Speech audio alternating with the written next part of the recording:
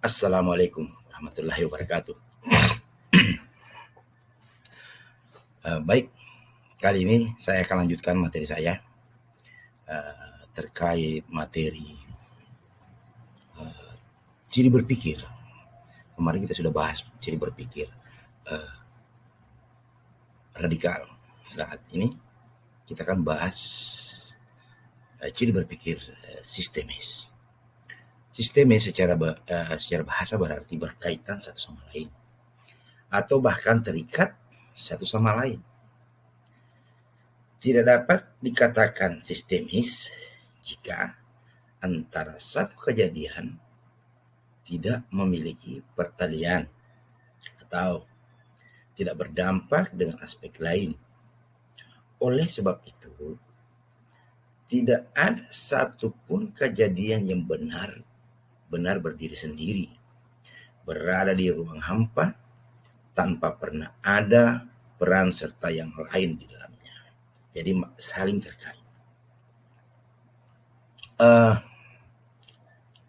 Kita misal di awal Orde Reformasi, kata sistemis jika Anda memperhatikan dengan serius seringkali muncul. Misalnya, ketika krisis moneter untuk pertama kali terjadi, awalnya krisis itu terjadi karena menurunnya harga rupiah terhadap dolar, yang kemudian dikenal dengan istilah depresiasi rupiah. Depresiasi rupiah ini berdampak terhadap aspek lain, yakni ke krisis lain, bahkan ke persoalan lain yang sebenarnya tidak pernah terpikirkan, yakni krisis politik dan krisis kepercayaan. Krisis-krisis inilah yang menyebabkan tumbangnya Orde Baru. Jadi, tumbangnya Orde Baru itu adalah karena adanya krisis yang bersifat sistemis. Sistemis dalam makna ini itu dimaknai berarti suatu kejadian berdampak terhadap persoalan lain yang dalam kasus tertentu awalnya seperti tidak memiliki persinggungan. Kata sistemis misalnya diilustrasikan dengan luka. Jika suatu hari kaki kita luka, maka yang sakit bukan hanya kaki, tetapi seluruh tubuh merasakan sakit. Dan biasa diikuti dengan reaksi-reaksi dalam bentuk verbal, misalnya ouch, oh, aduh, wah, ih, oh. Meski fakta menunjukkan bahwa yang luka hanya di kaki, tetapi rasa sakitnya ke seluruh tubuh.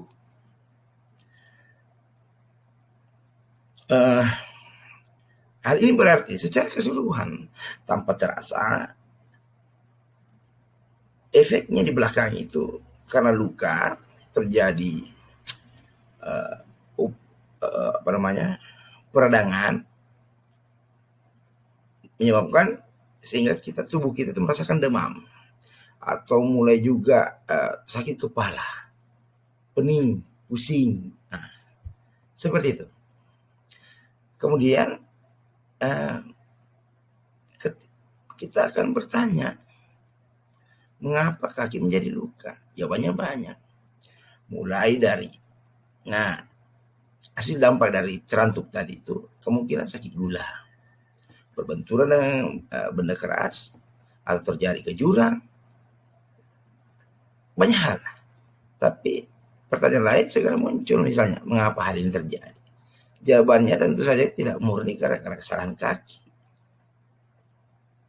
Marah-marah kakinya. Bodoh, tidak melihat. Kaki tidak punya mata.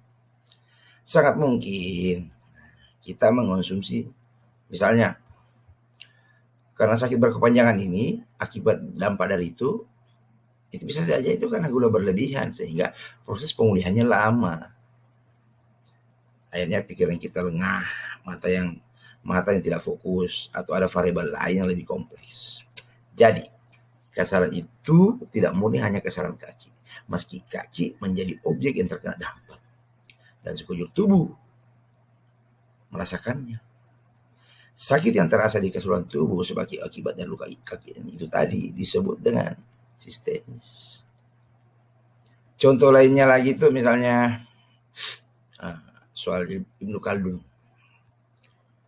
pernah berkata, jika suatu negara menaikkan pajak bagi warga masyarakatnya, maka sangat mungkin negara dimaksud justru akan mengalami kolaps atau setidaknya decline.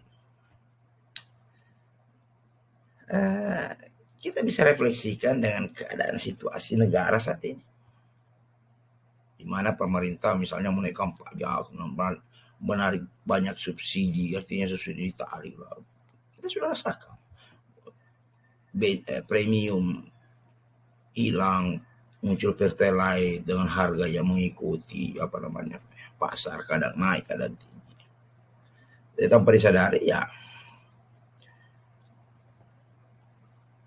maka sangat mungkin negara ini akan mengalami kemunduran bahkan kerugian ekonomi. Mungkin, bukan wilayah saya untuk menyatakan itu.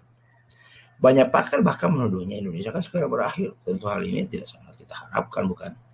Nah, tetapi jika kalimat ini diturunkan ke dalam cara kerja filsuf yang menuntut cara berpikir sistemis, maka upaya pemerintah untuk menaikkan pajak dan membuat segala sesuatu menjadi berpajak dan menarik banyak subsidi, akan segera melahirkan ragam pertanyaan substantif dengan jawaban yang tentunya juga substansial dan kompleks. Jadi cara untuk melakukan penyimpulan atau akan decline itu atau kolaps itu diberikan secara bertahap dan berjenjang. Misalnya, ya kan segera bertanya, bagaimana dengan potensi keuangan negara dalam bentuk cadangan devisa, misalnya ketika pajak tidak ditingkatkan atau ketika subsidi tetap dipertahankan. Apakah dengannya negara akan menjadi kaya meski misalnya daya beli masyarakat menurun? Apakah cadangan devisa negara akan meningkat dengan tajam sehingga ya justru bukan hanya mampu menjaga negara, tetapi bahkan memberi insentif kepada warga masyarakat membutuhkannya? Atau muncul pertanyaan lain, apakah dengan jalan lain, misalnya negara berhutang itu akan menyelesaikan masalah? Atau muncul lagi pertanyaan lain, seperti apakah dengan ditariknya subsidi dan peningkatan pajak itu justru akan menurunkan cadangan devisa negara karena produksi masyarakat menjadi terhenti, yang diakibatkan salah satunya oleh turunnya daya masyarakat, daya beli masyarakat maksudnya. Mengapa daya beli ini menurun? Apakah karena barang menjadi mahal, barang hilang di peredaran, atau karena putaran uang yang tidak ada? Jadi kalimat decline atau kolaps itu tidak disimpulkan secara tepat, tidak disimpulkan secara cepat.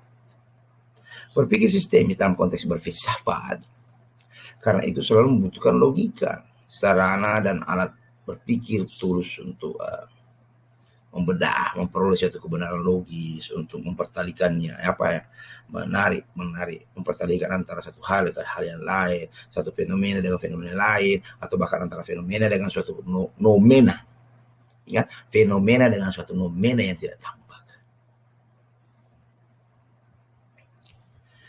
Langkah berpikir yang sistemis selalu bergerak selangkah demi selangkah. Ingat, berpikir sistemis itu bergeraknya itu tahap demi tahap, selangkah demi selangkah, step by step, penuh kesadaran, berurutan, dan penuh rasa tanggung jawab. Cara berpikir seperti ini mengharuskan mereka yang menjadi subjek berpikir tadi dalam melihat segala sesuatu sebagai suatu proses yang berjenjang dan berurutan dan tidak dadakan. Mereka yang berpikir seperti ini sadar sepenuhnya bahwa simpulan dari proses berpikir itu akan memiliki dampak terhadap apa yang disebut dengan kebenaran. Tentu akan sangat berdampak negatif jika kesimpulan yang terburu-buru itu ternyata keliru, yang mengakibatkan banyak dampak negatif kepada masyarakat. Banyak. Ciri ini penting dilakukan untuk menghindari terjadinya jumping conclusion dalam membuat kesimpulan di satu sisi dan tidak adanya bias dalam menyimpulkan sesuatu di sisi lain, termasuk jika bias itu berpretensi tertentu, baik dalam konteks politik maupun sosial budaya. Kita izin minum dulu.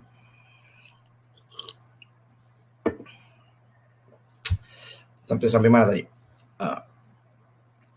supaya tidak bias berpretensi tertentu, baik dalam konteks politik maupun sosial, budaya.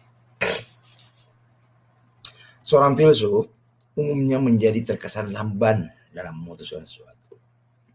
Dan itu harus dianggap tepat daripada tidak mengerti apa yang harus dilakukan. Watak filsuf yang demikian karena mereka selalu berpikir setahap demi setahap atau selangkah demi selangkah untuk memperoleh kesimpulan yang patut dan dapat diuji.